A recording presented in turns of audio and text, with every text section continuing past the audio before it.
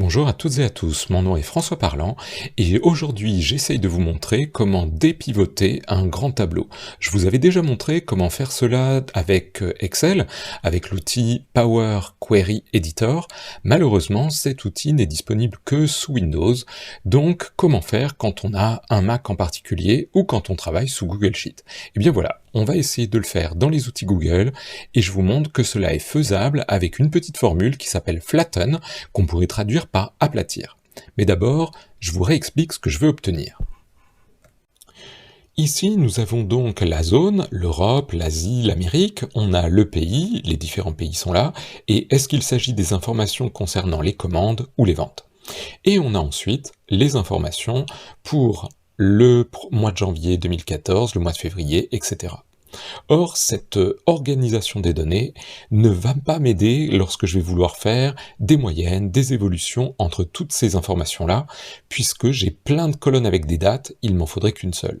Pour le dire autrement, ici j'ai trop d'infos, il me faudrait seulement l'information pour une date. En réalité, si vous voulez voir ce qu'on voudrait obtenir à la fin, c'est quelque chose comme ça. Sur une seule ligne, la zone, le pays, la commande, la date et la valeur. Et donc pour arriver à obtenir une organisation comme ça des données, eh ben c'est compliqué parce qu'il faudrait faire plein de copier-coller. Sauf si on connaît une formule qui fait ça, et je vous le montre tout de suite. La fonction que nous allons utiliser a besoin de 3 zones. D'abord, nous allons essayer de lui donner les informations qui doivent rester là. Ensuite, on va lui donner les dates que nous avons et bien sûr les valeurs qui sont au milieu. Notre petit souci, c'est juste que ici, on a les infos qui doivent rester mais sur 3 colonnes. Or, notre formule ne fonctionne pas avec 3 colonnes. Ce que je vais donc faire, c'est tout simplement insérer une nouvelle colonne dans laquelle je vais mettre bout à bout les 3 infos en une seule colonne. Alors, ne vous étonnez pas, on appelle ça une concaténation, et je vais vous montrer qu'on peut faire ça avec une fonction qui s'appelle join.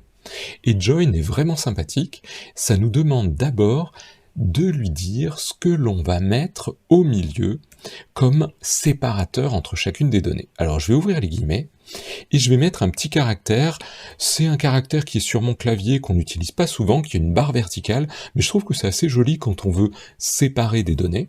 Je vais refermer mes guillemets, et je vais mettre un point virgule, et je vais prendre les 3 infos que je vais mettre bout à bout. Si jamais vous ne trouvez pas comment faire cette barre verticale, vous embêtez pas, prenez un autre caractère, par exemple le arrobase, et ça marchera très bien également. On appuie sur Entrée, et automatiquement, cela remplit notre colonne, et c'est cette colonne-là qui va nous servir lorsqu'on va vouloir faire la formule d'après, la formule pour aplatir nos données. Je me mets sur une autre page et je commence à taper la formule qui va nous servir, la formule flatten qui agrège des valeurs en une seule colonne. Maintenant, je dois mettre mes données.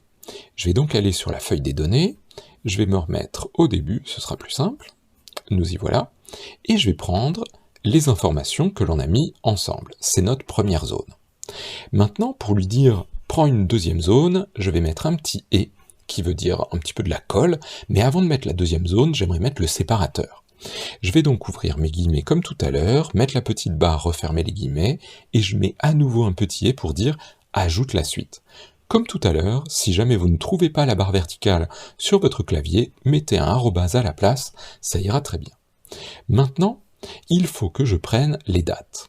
Je vais donc prendre la première date, et je vais aller jusqu'au bout pour prendre la date qui m'intéresse. Je vais remettre un petit « et ». Ici, je vais mettre le petit caractère de séparation, entre guillemets. Là encore, faites comme vous voulez, si vous prenez un arrobase, ça ira très bien. Et ensuite, je dois prendre la troisième partie qui consiste dans les données qui sont au milieu. Alors, j'essaye de retrouver mes données, les voilà. Je vais cliquer sur la première d'entre elles, je descends, je vais sur la droite, et j'ai toutes les infos. Je peux fermer ma parenthèse. Maintenant, attention, je ne peux pas appuyer sur Entrée car il faut que j'explique à Google Sheet qu'il s'agit d'une formule matricielle. Alors il y a un petit raccourci qui s'appelle CTRL, Maj et Entrée, et vous allez voir ce que ça fait. Ça rajoute tout simplement une première formule autour de notre formule qui lui dit « Considère tout cela comme une formule de tableau, array, une formule matricielle, on appellerait ça en français. » Et maintenant, on peut appuyer sur Entrée, et voilà le résultat. On a à chaque fois les données avec les éléments, la zone, le pays et le type, commande ou vente. On a la date qui n'est pas encore en super bon format, et on a le montant ou la valeur des ventes ou des commandes. Le problème, c'est que tout ça, c'est sur une seule et unique colonne. Il faudrait les séparer. La bonne nouvelle, il y a une formule qui fait ça tout simplement. Je vous propose donc de mettre la formule qui s'appelle split, qui sépare les éléments. Split a besoin de prendre des données, c'est tout ce que nous avons fait jusqu'à maintenant. Je me mets à la fin, attention, pas à la dernière parenthèse, puisque ça c'est le array formula, juste avant, et je vais lui dire à quoi il faut couper. Et bien sûr, je vais ouvrir les guillemets, et je vais mettre la petite barre. Si vous avez choisi de faire un autre caractère, mettez un autre caractère, et attention, pensez à bien refermer la parenthèse du split, et maintenant on peut appuyer sur Entrée.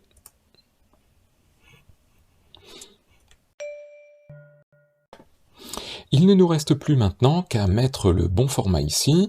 Je vous avoue, on va pas s'embêter, je vais prendre toute ma colonne, je vais aller dans Format et je vais la mettre en format date. Et on pourrait maintenant rajouter un petit peu des titres. Ici, il s'agit des zones, du pays, du type, et ensuite la date et le montant. Et bien voilà, nous avons réussi à décroiser notre tableau.